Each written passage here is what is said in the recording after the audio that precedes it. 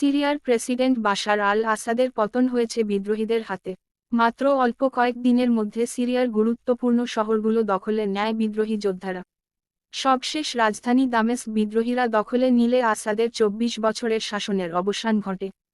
তবে বাশার আল আসাদের এই পতনের লড়াইয়ে নেতৃত্ব দেন আবু মুহাম্মদ আল জোলানি। তিনি সশস্ত্র বিদ্রোহী গোষ্ঠী হায়াত তাহরির আল শামের প্রধান।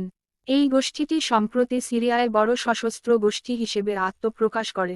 ২০১৬ সাল থেকে নিজের অবস্থানের জানান দিতে থাকেন গোষ্ঠীটির প্রতিষ্ঠাতা আবু মুহাম্মদ আল জোলানি।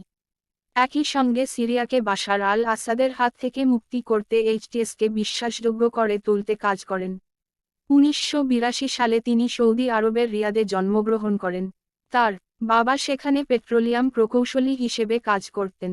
১৯৮৯ সালে তার পরিবার সিরিয়ায় ফিরে আসে, দামেস্কের অদূরে বসতি স্থাপন করে।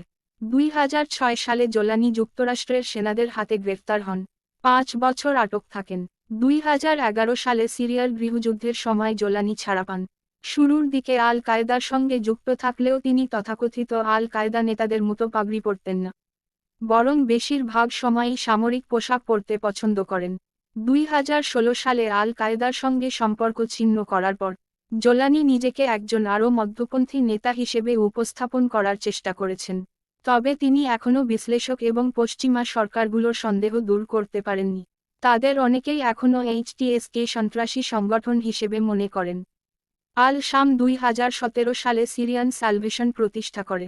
এর মাধ্যমে তারা দেশটির ইদলিবে প্রশাসন পরিচালনা শুরু করে। পর্যবেক্ষকদের মতে, বাশার আল আসাদের বিরুদ্ধে দীর্ঘ লড়াইয়ে সবচেয়ে কার্যকর ভূমিকা পালন করেছেন আল জোলানি।